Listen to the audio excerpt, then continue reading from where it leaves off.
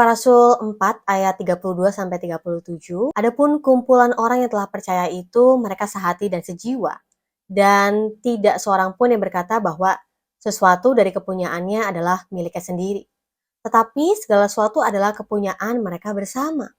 Dan dengan kuasa yang besar, rasul-rasul memberikan kesaksian tentang kebangkitan Tuhan Yesus, dan mereka semua hidup dalam kasih karunia yang melimpah-limpah.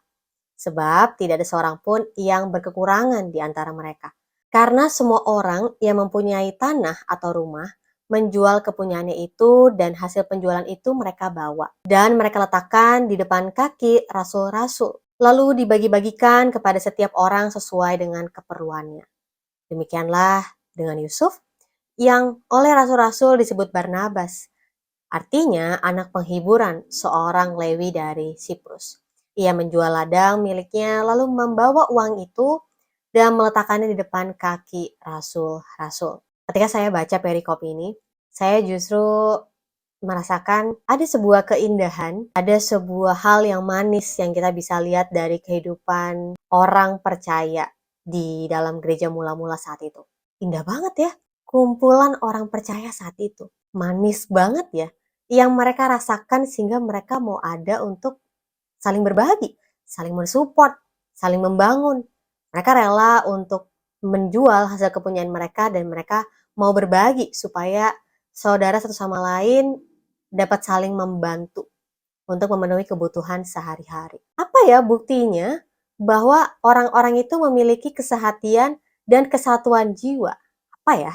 Mereka sehati dan sejiwa, dan tidak seorang pun yang berkata bahwa sesuatu dari kepunyaannya adalah miliknya sendiri, tetapi segala sesuatu adalah kepunyaan mereka bersama. Mereka memiliki kemurahan dan belas kasihan, sehingga mereka dengan rela, bukan dengan paksaan, bukan dengan tuntutan, mereka mau berbagi supaya saudara yang lain dapat memiliki kecukupan dalam kebutuhan sehari-hari. Firman Tuhan mengatakan ada yang menjual tanah atau rumahnya dan membawakan hasilnya di hadapan kaki para rasul. Rumah dan tanah itu adalah sesuatu yang berharga loh. Ada orang-orang yang sedang mengharapkan untuk mereka punya tanah dan rumah, tapi ada orang-orang yang justru rela untuk menjual tanah dan rumah mereka untuk dibagikan kepada saudara-saudari dalam Kristus. Jadi kasih Tuhan mereka terima nggak hanya berhenti di dalam diri mereka sendiri.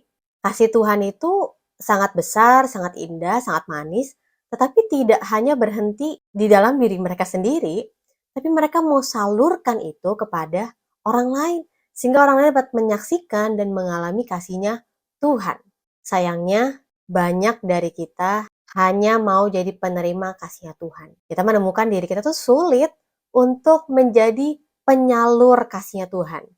Kita sulit untuk memiliki kerelaan untuk membagikan apa yang kita miliki kepada orang lain.